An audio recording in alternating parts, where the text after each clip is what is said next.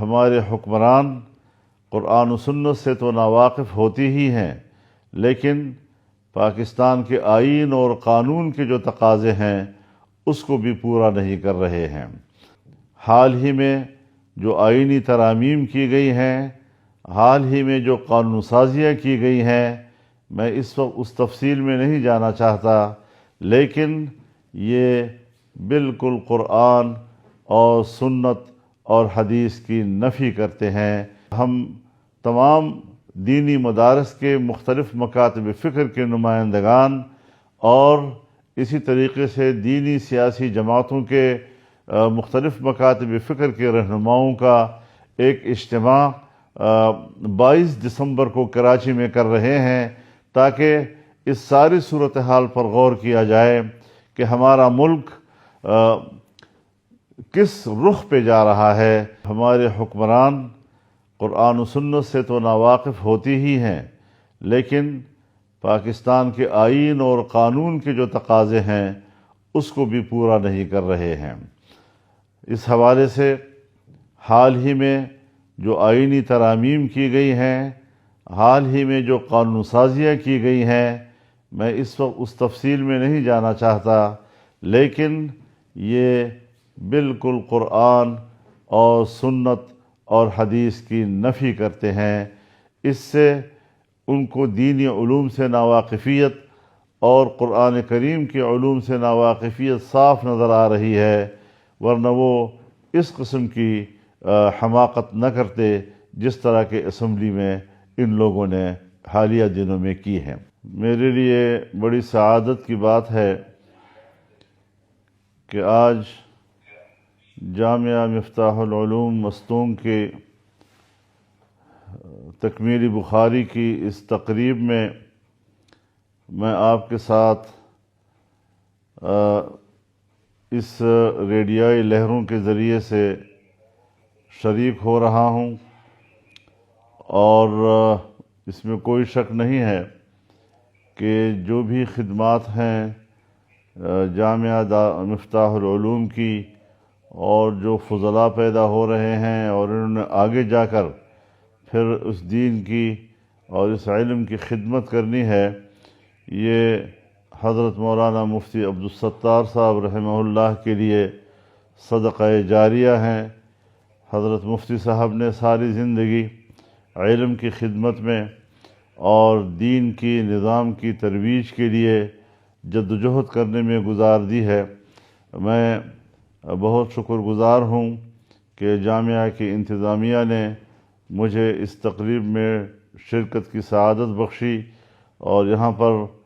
جو بھی لوگ آئے ہوئے ہیں اور مختلف جماعتوں کی نمائندگی بھی ہے، علاقے کے تمام معززین کی نمائندگی بھی ہے، میں ان سب کی خدمت میں اپنا سلام پیش کرتا ہوں۔ برادران محترم، یہ ہمارے اکابر کی جاری کی ہوئی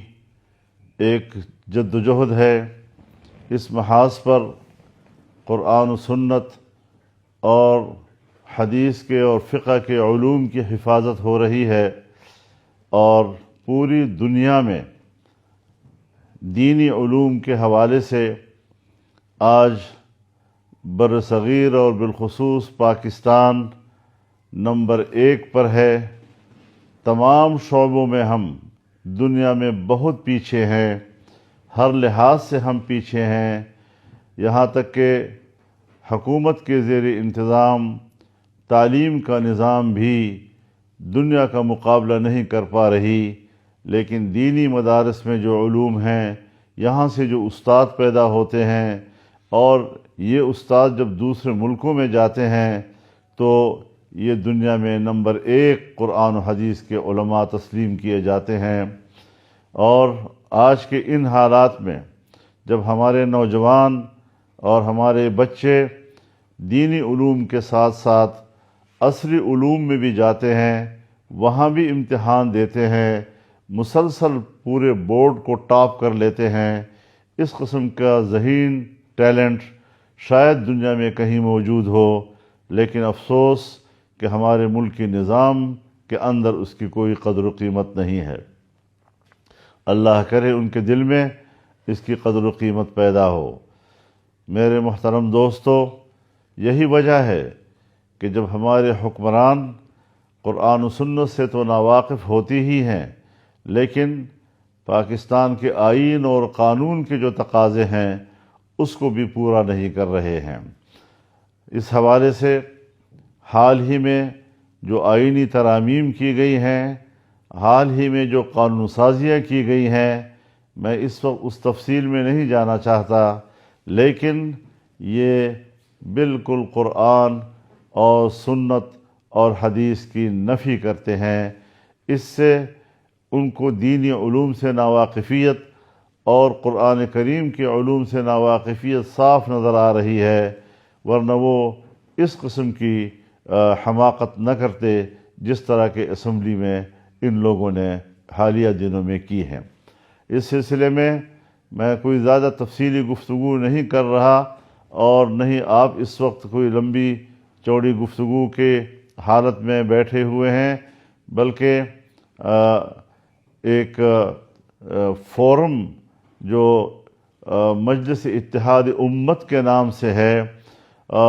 اس حوالے سے ہم تمام دینی مدارس کے مختلف مکاتب فکر کے نمائندگان اور اسی طریقے سے دینی سیاسی جماعتوں کے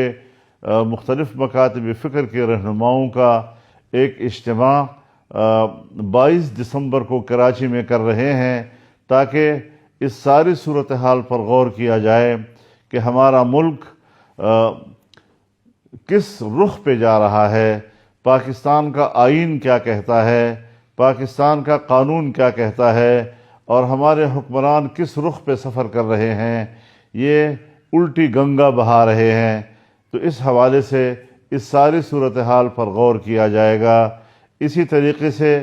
ہم ملک کی ترقی کے لیے سوچیں گے، ہم نے صوبوں کے اندر عوام کے حقوق کی بات کرنی ہے، ہم نے چھوٹے صوبوں کے لوگوں کے حقوق کی بات کرنی ہے، ہم نے افغانستان اور ایران کے ساتھ بہتر تعلقات کی بات کرنی ہے، اور اگر کوئی مشکلات بیچ میں آ گئی ہیں تو ان مشکلات کو ہم نے دور کرنا ہے۔ جو ہمارے دوست ہیں ان کی دوستی کو مزید تقویت دینی ہے، اور جہاں پر ہمارے کچھ شکایتیں ہیں ہم نے ان شکایتوں کے ازالے کے لیے تعمیری کام کرنا ہے، اور اس کے لیے انشاءاللہ ملک کے اندر بھی بہتری لانے کے لیے اور ملک سے باہر بھی پاکستان کے امیج کو بلند کرنے کے لیے ہم نے اقدامات کرنے ہیں، اس پر غور و فکر کرنا ہے، اور انشاءاللہ ایک اجتماعی رائے اس ملک میں دینی قوتیں جو ہیں وہ قائم کریں گی اور قوم کی رہنمائی کریں گی۔ مجھے یقین ہے کہ جب یہ فیصلے آئیں گے تو آپ بھی اور پورے ملک کے عوام بھی اس کی تائید بھی کریں گے، اس کی پیروی بھی کریں گے، اور اس کی حمایت میں میدان عمل میں اتریں گے۔ اللہ تعالیٰ اس اجتماع کو قبول فرمائے، اس میں شریک تمام لوگوں کو اللہ تعالیٰ شرکت کا اجر عطا فرمائے اور ان کو عزت نصیب فرمائے، اور پورے ملک کے عوام کو بہتر اور ترقی کی راہ پر گامزن فرمائے، پاکستان کو امن کا گہوارہ بنائے، اور پاکستان کے دوستوں میں اللہ تعالیٰ اضافہ فرمائے۔ میں انہی کلمات پر آپ کا شکریہ بھی ادا کرتا ہوں اور آپ سے اجازت بھی چاہتا ہوں۔ وآخر دعوانا ان الحمد للہ رب العالمین۔